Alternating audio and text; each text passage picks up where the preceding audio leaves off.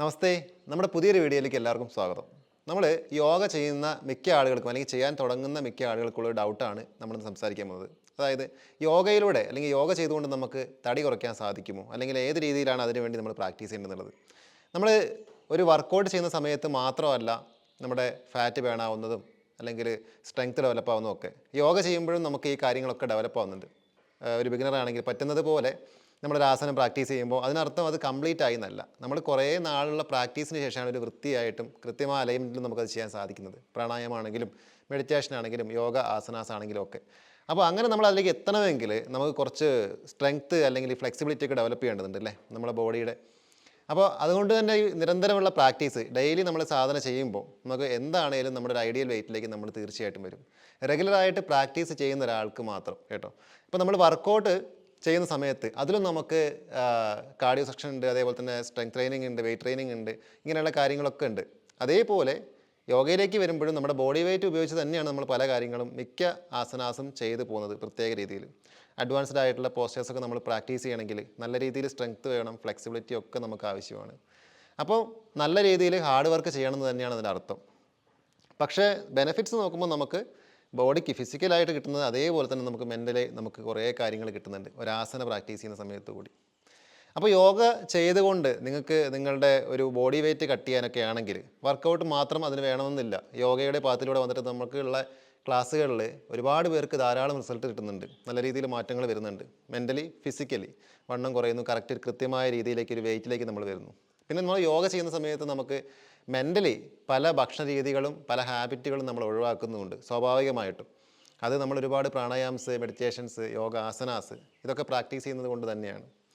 അപ്പോൾ നമ്മൾ അതിനുള്ളൊരു രീതി എന്ന് പറയുമ്പോൾ വെയിറ്റ് കുറയ്ക്കാനാണെങ്കിൽ അല്ലെങ്കിൽ ആ രീതിയിൽ കുറച്ചുകൂടി ഒരു അഡ്വാൻസ് ലെവലിൽ നമ്മളെ ബോഡി ഒന്ന് ഒരു ഷേപ്പാക്കി എടുക്കാൻ, ഒരു ഐഡിയൽ വെയിറ്റിലേക്ക് എത്തിക്കാൻ, സ്ട്രെങ്ത് ഡെവലപ്പ് ചെയ്യാൻ ഈ രീതിയൊക്കെയാണ് നിങ്ങൾ ഫോക്കസ് ചെയ്യുന്നതെങ്കിൽ യോഗ പ്രാക്ടീസ് ചെയ്താൽ ധാരാളം മതി. പക്ഷേ അതിൻ്റെ രീതിയിൽ നമുക്ക് വേണമെങ്കിൽ ചെറിയ ചില മാറ്റങ്ങൾ വരുത്താൻ പറ്റും.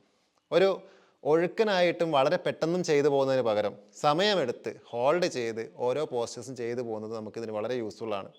ഇപ്പോൾ സൂര്യ നമസ്കാരം തന്നെ ചെയ്യുകയാണെങ്കിൽ തന്നെ നമ്മൾ ഒന്നോ രണ്ടോ റൗണ്ട് ചെയ്തിട്ട് അത് സിമ്പിളായിട്ട് ചെയ്ത് തീർത്തിട്ട് നമ്മൾ പോയിട്ട് കാര്യമില്ല. കാരണം ദിവസം ഇത് ചെയ്തു എന്ന് പറയുന്നതിനേക്കാൾ അപ്പുറം നമ്മളത് എങ്ങനെ ചെയ്യുന്നു എന്നുള്ളൊരു വലിയൊരു കാര്യമാണല്ലേ. സൂര്യ നമസ്കാരമൊക്കെ നമ്മൾ കറക്റ്റ് ഒരു ഫോമിലേക്ക് അലൈൻമെൻറ്റ് ഫ്ലെക്സിബിലിറ്റി ഒക്കെ ആയിട്ട് ചെയ്യണമെങ്കിൽ കുറേ നാളത്തെ പ്രാക്ടീസ് ആവശ്യമാണ്. ഇപ്പോൾ നമുക്ക് പറ്റുന്നത് പോലെ സൂര്യ നമസ്കാരം ചെയ്തു എന്ന് പറഞ്ഞാൽ ചെയ്തു എന്ന് പറയാം, പക്ഷേ അത് കംപ്ലീറ്റ് ആണോ? അപ്പോഴും കംപ്ലീറ്റ് അല്ല. അപ്പോൾ അത് നന്നായിട്ട് നമ്മൾ പ്രാക്ടീസ് ചെയ്ത് തന്നെ വേണം അതിൻ്റെ ഒരു രീതിയിലേക്ക് എത്താനായിട്ട്. അപ്പോൾ ഒരു ആസനം ചെയ്യുകയാണെങ്കിൽ, സൂര്യ നമസ്കാരം ചെയ്യുകയാണെങ്കിൽ നിങ്ങളുടെ മാക്സിമം കപ്പാസിറ്റി യൂസ് ചെയ്തിട്ട് നിങ്ങളുടെ മാക്സിമം ഫ്ലെക്സിബിലിറ്റി ഉപയോഗിച്ചിട്ട് തന്നെ ചെയ്യാം. അപ്പോൾ ഒരു പോസ്റ്റർ ചെയ്യുമ്പോഴും കൃത്യമായിട്ട് ഹോൾഡ് ചെയ്ത് ആ ഹോൾഡിങ്ങിൻ്റെ ടൈം ഓരോ ദിവസം പ്രാക്ടീസ് ചെയ്യുമ്പോഴും പതുക്കെ പതുക്കെ കൂട്ടിക്കൊണ്ടുവരിക. ഇന്ന് 2 റൗണ്ട് സൂര്യ നമസ്കാരം ചെയ്ത് അടുത്ത ദിവസം ഒരു റൗണ്ട് കൂടി ചെയ്യാൻ വേണ്ടി ട്രൈ ചെയ്യുക. അതും കറക്റ്റായിട്ടുള്ള രീതിയിൽ നമ്മളൊരു ഏറ്റവും കംഫർട്ടായിട്ട് നമ്മൾ 10 റൗണ്ട് നമുക്ക് വേണമെങ്കിൽ ചെയ്യാൻ പറ്റും. ഒരു ബിഗിനറാണെങ്കിൽ പോലും കംഫർട്ടായി ചെയ്യാൻ പറ്റും. പക്ഷേ കറക്റ്റായിട്ട് ചെയ്യുന്ന സമയത്ത് ഈ 10 റൗണ്ട് ഇത്രയും നാളും ചെയ്തിരുന്ന ആൾക്ക് ചിലപ്പോൾ 2-3 റൗണ്ടേ ചെയ്യാൻ പറ്റുള്ളൂ. അങ്ങനെ കുറേ മാറ്റങ്ങൾ വരുന്നുണ്ട് അവിടെ. അതേപോലെ യോഗ സ്ട്രാപ്പ്, ബ്ലോക്ക് ഇങ്ങനെയുള്ള കാര്യങ്ങളൊക്കെ നമ്മൾ ഉപയോഗിക്കുകയാണെങ്കിൽ നമ്മൾക്കിപ്പോൾ കുറച്ച് കോംപ്ലിക്കേറ്റഡ് ആയിട്ടുള്ള ഒരു ആസനം നമ്മൾ പ്രാക്ടീസ് ചെയ്യുകയാണ്. അപ്പോൾ യോഗ ബ്ലോക്കൊക്കെ യൂസ് ചെയ്യുന്ന സമയത്ത് നമുക്കത് കുറച്ചുകൂടി എളുപ്പമാവും.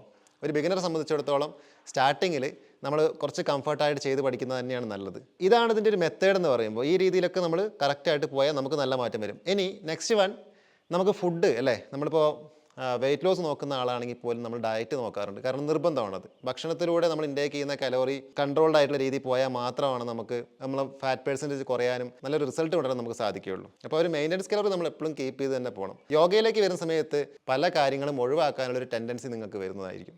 വെജിറ്റബിൾസ് അല്ലെങ്കിൽ ഫ്രൂട്ട്സ്, പ്രോട്ടീൻ റിച്ച് ആയിട്ടുള്ള ഫുഡുകൾ, വൈറ്റമിൻസ് ധാരാളം അടങ്ങിയിട്ടുള്ള ഫുഡുകൾ നമ്മൾ എപ്പോഴും പറയാറുണ്ടല്ലേ.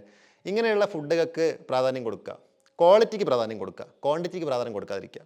ഇപ്പോൾ നിങ്ങൾ ചോറ് കഴിക്കുകയാണെങ്കിലും ഇതെല്ലാം കഴിക്കാം നമുക്ക്. കാരണം കാർബോഹൈഡ്രേറ്റും നമുക്ക് വേണം, മുഴുവനായിട്ടും കട്ട് ചെയ്യാൻ പറ്റില്ല. ഒരു എനർജി സോഴ്സാണ്, ഒരു ഫ്യുവലാണ് ശരിക്കും പറഞ്ഞാൽ കാർബൺ എന്ന് പറയുമ്പോൾ. അപ്പോൾ നമ്മുടെ ഒരു ദിവസത്തെ ഭക്ഷണ രീതി എങ്ങനെ ആയിരിക്കണം എന്ന് ചോദിച്ചിട്ടുണ്ടെങ്കിൽ ധാരാളം പയറുവർഗ്ഗങ്ങൾ ഉൾപ്പെടുത്തുക. അതിപ്പോൾ ഏത് തരത്തിലുള്ള പയറുവർഗ്ഗങ്ങളാണെങ്കിലും അതെ. ഇപ്പോൾ നമ്മൾ കറികളൊക്കെ കൂട്ടുന്ന ആളുകളാകുമ്പോൾ കുറച്ച് കൂടുതൽ കറി എടുക്കുക, കറികളിലുള്ള കഷ്ണങ്ങൾ ധാരാളം കഴിക്കുക, ചോറിൻ്റെ അളവ് കുറച്ച് കുറയ്ക്കുക. എന്നിട്ട് ഇതുപോലെ പയറുവർഗ്ഗങ്ങൾ, ഇലക്കറികൾ, നിങ്ങൾക്ക് ഫിഷ്, ചിക്കനൊക്കെ യൂസ് ചെയ്യാം. അതൊക്കെ നമ്മൾ കുക്ക് ചെയ്യുന്ന രീതിയിലൊക്കെയാണ് മിസ്റ്റേക്സ് വരുന്നത്. അപ്പോൾ ഇതൊക്കെ ഒരു കൺട്രോൾഡ് ആയിട്ടുള്ള രീതിയിൽ നല്ല സാത്വികമായിട്ടുള്ള ഫുഡുകൾ കഴിച്ചുകൊണ്ടും പോകുന്ന ആളുകളുണ്ട്. അതായത് പക്ക വെജിറ്റേറിയൻ ആയിട്ടുള്ള ആളുകൾക്കും ഓപ്ഷൻ ഉണ്ട്. സോയാബീൻ, പനീർ, അതേപോലെ തന്നെ നമ്മുടെ ചെറുപയർ പോലുള്ള കാര്യങ്ങൾ, ഇങ്ങനെയുള്ള കാര്യങ്ങളൊക്കെ നമുക്ക് പ്രോട്ടീൻ റിച്ച് ആയിട്ടുള്ള ഫുഡുകളാണ്. നോൺ ആണെങ്കിലും വെജ് ആണെങ്കിലും ഓപ്ഷൻസ് കുറേ ഉണ്ട്. അപ്പോൾ നിങ്ങൾ ദിവസവും കഴിക്കുന്ന ഫുഡിനെ പരിമിതപ്പെടുത്തുക. നിങ്ങൾക്ക് വേണമെങ്കിൽ വിശപ്പ് തോന്നുന്ന സമയത്ത് അതിനിടയ്ക്കായിട്ട് നമുക്ക് ചെറുതായിട്ട് വീണ്ടും കഴിക്കാം. പക്ഷേ ഓപ്ഷൻ ഒരുപാടുണ്ട്. നിങ്ങൾക്ക് നമ്മൾ കഴിച്ച് ശീലിച്ച ഒരു രീതികളുണ്ട്. ചോറ്, കറി, ചപ്പാത്തി, കറി അങ്ങനെയുള്ള രീതികളിൽ അതൊന്ന് മാറ്റി വെച്ചിട്ട് ഇതിനിടയ്ക്ക് നിങ്ങൾക്ക് പല രീതിയിലുള്ള നട്ട്സ് കഴിക്കാം, വെജിറ്റബിൾസ് കഴിക്കാം, അതേപോലെ ഫ്രൂട്ട്സ് കഴിക്കാം. ഇങ്ങനെയൊക്കെയുള്ള കാര്യങ്ങളുണ്ട്. റെഗുലറായിട്ട് നന്നായിട്ട് പ്രാക്ടീസ് ചെയ്തുകൊണ്ട് ഭക്ഷണത്തിലൊരു ക്രമീകരണം ഈ രീതിയിൽ വരുത്തുകയാണെങ്കിൽ ഡെഫിനറ്റ്ലി നിങ്ങൾക്ക് നല്ല രീതിയിലൊരു റിസൾട്ട് കൊണ്ടുവരാൻ തീർച്ചയായിട്ടും സാധിക്കുന്നതാണ്. കാരണം ഒരുപാട് പേർക്ക് ആ ഒരു രീതി ഫോളോ ചെയ്തിട്ട് നല്ല രീതിയിൽ റിസൾട്ട് കൊണ്ടുവരുന്നതാണ്. അപ്പോൾ നമ്മൾ ഷോർട്ട് കട്ട് നോക്കിയിട്ട് ഇൻ്റർമീഡിയറ്റ് ഫാസ്റ്റിങ്ങിൻ്റെ പുറകെ പോകാനോ അല്ലെങ്കിൽ ഭക്ഷണം കഴിക്കാതിരിക്കാനോ അല്ലെങ്കിൽ കഴിച്ചുകൊണ്ടിരിക്കുന്ന രീതി മുഴുവനായിട്ട് ഒറ്റയടിക്ക് കട്ട് ചെയ്യാനോ നിൽക്കേണ്ട കാര്യമില്ല. കൂടുതലും വരുന്നൊരു റിക്വസ്റ്റ് പറഞ്ഞിട്ടുണ്ടെങ്കിൽ ഇൻ്റർമീഡിയറ്റ് ഫാസ്റ്റിങ്ങിനെ കുറിച്ചാണ്. കാരണം ആളുകൾ ഒരു ഷോർട്ട് കട്ടായിട്ടാണ് ശരിക്കും അതിനെ കാണുന്നത്. കുറേ സമയം ഭക്ഷണം കഴിക്കാതിരിക്കുന്നു, അതുകൊണ്ട് പെട്ടെന്ന് റിസൾട്ട് വരുന്നു. അങ്ങനെയൊന്നും ചെയ്യേണ്ട കാര്യമില്ല. ശരിക്കും നമ്മൾ ഒരു ഹെൽത്തി ആയിട്ടുള്ള രീതിയിൽ പോവുകയാണെങ്കിൽ നിങ്ങൾക്കൊരു ദിവസം 3 ടൈമൊക്കെ ഭക്ഷണം കഴിക്കാം, സാധാരണ കഴിക്കുന്ന പോലെ കഴിക്കാം. പക്ഷേ അതിൽ ഉൾപ്പെടുത്തുന്ന കാര്യങ്ങൾ നിങ്ങൾ വീണ്ടും വീണ്ടും ശ്രദ്ധിക്കണം. കുറച്ച് ദിവസം കൊണ്ടാണ് ഈ രീതിയിലേക്ക് വരിക. ഇപ്പോൾ യോഗയുടെ പാത്തിലൂടെ പോയിട്ട് വെയിറ്റ് കുറയ്ക്കണം, മൈൻഡൊക്കെ ഒന്ന് റിലാക്സ് ആവണം ചിന്തിക്കുന്ന ഒരാൾ യോഗയുടെ പാത്താണ് തിരഞ്ഞെടുക്കുന്നതെങ്കിൽ അയാൾക്ക് കുറച്ചുകൂടി എളുപ്പമാണ് കാര്യങ്ങൾ. കാരണം അത് നമ്മുടെ മൈൻഡിനെ നന്നായിട്ട് സപ്പോർട്ട് ചെയ്യുന്നുണ്ട്. നമുക്ക് തോട്ട് പ്രോസസ്സ് ഒക്കെ നല്ലോണം കൺട്രോൾ ആവുന്നുണ്ട്. ഇപ്പോൾ ഒരു എയിം നമ്മൾ വെച്ചിട്ടുണ്ടെങ്കിൽ നമുക്ക് വെയിറ്റ് കുറയ്ക്കണം അല്ലെങ്കിൽ ഇന്ന ഫുഡ് എനിക്ക് വേണ്ട എന്നൊരു തോന്നൽ വരാൻ ദിവസമുള്ള ഈ യോഗയുടെയും അല്ലെങ്കിൽ പ്രാണായാമത്തിൻ്റെയും ഒക്കെ പ്രാക്ടീസ് നമ്മളെ സഹായിക്കും. അപ്പോൾ ഇങ്ങനെ കുറേ കാര്യങ്ങളുണ്ട്. നിങ്ങൾക്ക് ഇൻട്രസ്റ്റഡ് ആണെങ്കിൽ യോഗ പ്രാക്ടീസ് ചെയ്ത് തുടങ്ങിക്കൊണ്ട് തന്നെ നിങ്ങളുടെ ശരീരത്തിലും മനസ്സിലും നല്ലൊരു മാറ്റം വരുത്താൻ സാധിക്കും. നമുക്കിപ്പോൾ സാധന ചെയ്യുന്നത് എല്ലാ ദിവസവും ചെയ്യാൻ പറ്റിക്കൊള്ളുന്നില്ല. 2 ദിവസം നമ്മൾ അടുപ്പിച്ച് ചെയ്താൽ 3-ാമത്തെ ദിവസം നമ്മളിത് പെൻഡിങ് ആക്കും. അപ്പോൾ അങ്ങനെ വരുമ്പോൾ റിസൾട്ടിനെ അത് ബാധിക്കും. അങ്ങനെ റെഗുലറായിട്ട് നിങ്ങൾക്ക് സാധന ചെയ്യണമെന്ന് താല്പര്യമുള്ള ഒരാളാണെങ്കിൽ നമുക്ക് ഓൺലൈൻ ബാച്ചസ് അവൈലബിൾ ആണ്. കംഫർട്ടായിട്ടുള്ള ടൈമുകളുണ്ട്. നമുക്ക് മൺഡേ ടു ഫ്രൈഡേ ക്ലാസ്സുകളുണ്ട്, എല്ലാ ദിവസവും ഉണ്ട്. ഡെയിലി ജോയിൻ ചെയ്തിട്ട് സാധന ചെയ്യാൻ പറ്റുന്നൊരു സെഷൻ. ഇതിൽ നമുക്ക് ഫ്ലെക്സിബിലിറ്റി, സ്ട്രെങ്ത്ത്, അതേപോലെ തന്നെ ആസനാസ്, പ്രാണായാമം, മെഡിറ്റേഷൻ അങ്ങനെയുള്ള എല്ലാ കാര്യങ്ങളും 1 by 1 ആയിട്ട് വരും. എല്ലാ ദിവസവും ഒരേ പാറ്റേൺ ആയിരിക്കില്ല എന്നർത്ഥം. അപ്പോൾ ജോയിൻ ചെയ്യാൻ ഇൻട്രസ്റ്റഡ് ആണെങ്കിൽ താഴെ വാട്സപ്പിന് നമ്പർ കൊടുത്തിട്ടുണ്ട്, അതുവഴി കോൺടാക്റ്റ് ചെയ്യാവുന്നതാണ്. അപ്പോൾ അങ്ങനെ ആകുമ്പോൾ പ്രാക്ടീസ് മുടങ്ങാതെ നിങ്ങൾക്ക് ചെയ്തു പോകാൻ പറ്റുന്ന അർത്ഥം. കൂടാതെ നിങ്ങൾ ദിവസവും രാവിലെയുള്ള ഒരു സമയം തിരഞ്ഞെടുക്കുന്നതാണ് ഏറ്റവും നല്ലത്. അതായത് എംപ്റ്റി സ്റ്റൊമക്കിൽ കുറച്ച് വെള്ളമൊക്കെ കുടിച്ചതിന് ശേഷം ഡെയിലി ഒരു 1 hour നിങ്ങൾ അതിന് വേണ്ടി പ്രാക്ടീസിന് വേണ്ടി മാറ്റി വെക്കുക. അങ്ങനെ നിങ്ങൾ നോക്കുമ്പോൾ നിങ്ങൾക്ക് കൃത്യമായിട്ടുള്ളൊരു ഡെയിലി നിങ്ങൾക്കൊരു ചിട്ടയുണ്ടാവും. കുറച്ച് സമയം നിങ്ങൾക്ക് കൂടുതൽ കിട്ടും. നിങ്ങളുടെ ഭക്ഷണത്തിൽ നല്ല കൺട്രോൾ വരും. ഒരു ദിവസം മുഴുവൻ നിങ്ങൾക്ക് ആക്റ്റീവായിരിക്കാൻ സാധിക്കും. ഈ മടി, ആലസ്യം, ഉറക്കമില്ലായ്മയൊക്കെ ഇതിൻ്റെയൊക്കെ ബൈ പ്രൊഡക്റ്റുകളാണ്. അതേപോലെ കൃത്യമായൊരു ഉറക്കം അത് നിർബന്ധമാണ്. ഇപ്പോൾ നമ്മൾ നന്നായിട്ട് മെഡിറ്റേഷനും പ്രാണായാമമൊക്കെ പ്രാക്ടീസ് ചെയ്യുന്ന ആളുകളാണെങ്കിലും റെഗുലറായിട്ട് ചെയ്യുന്ന ആളുകളാണെങ്കിൽ കുറച്ച് സമയം ഉറങ്ങിയിട്ടില്ലെങ്കിലും അല്ലെങ്കിൽ അവർക്ക് ഒരുപാട് സമയമൊന്നും ഉറങ്ങേണ്ടി വരില്ല. നമുക്കല്ലാതെ തന്നെ മനസ്സിന് നല്ലൊരു വിശ്രമം നമുക്ക് കിട്ടാറുണ്ട്. അപ്പോൾ ഇങ്ങനെ ഈ പാത്തിലേക്ക് വരുമ്പോൾ ഇതിനെക്കുറിച്ച് ചിന്തിക്കാനും ശ്രദ്ധിക്കാനും തുടങ്ങുമ്പോൾ ഒരുപാട് മാറ്റങ്ങളും ഗുണങ്ങളുമാണ് നമുക്കുള്ളത്, മെൻ്റലി, ഫിസിക്കലി. ഇത്രയും കാര്യങ്ങളൊക്കെ ശ്രദ്ധിച്ചിട്ട് വേണം നിങ്ങൾ മുന്നോട്ട് പോകാൻ. അപ്പോൾ ഒരു കമ്പാരിസൻ്റെ ആവശ്യം ശരിക്കും ഇല്ല. ഇപ്പോൾ വർക്കൗട്ട് ചെയ്യണോ അല്ലെങ്കിൽ എനിക്ക് ഒരുപാട് ഓവർ വെയിറ്റ് ഉണ്ട്, യോഗ ചെയ്താൽ തടി കുറയോ, അങ്ങനത്തെ കാര്യങ്ങളൊന്നുമില്ല. റെഗുലറായിട്ട് കുറച്ച് നാൾ ഹാർഡ് വർക്ക് ചെയ്യാൻ തയ്യാറായിട്ടുണ്ടെങ്കിൽ തീർച്ചയായിട്ടും നല്ല മാറ്റം വരും. ഭക്ഷണത്തിൽ കൂടുതൽ ന്യൂട്രീഷനായിട്ടുള്ള കാര്യങ്ങൾ ആഡ് ചെയ്യുക. അതിന് വേണ്ടിയിട്ട് ഇപ്പോൾ ഒരു ഡയറ്റ് പ്ലാനോ അല്ലെങ്കിൽ ഒരു മെനു ചാർട്ടോ ഒന്നും തപ്പിപ്പോകേണ്ട കാര്യമില്ല. നമുക്ക് നമ്മുടെ സ്വന്തമായ രീതിയിൽ നല്ല ഭക്ഷണങ്ങൾ തിരഞ്ഞെടുത്ത് കഴിക്കുന്ന രീതിയിലേക്ക് വരിക, ഹാർഡ് വർക്കൗട്ട് ചെയ്യുക.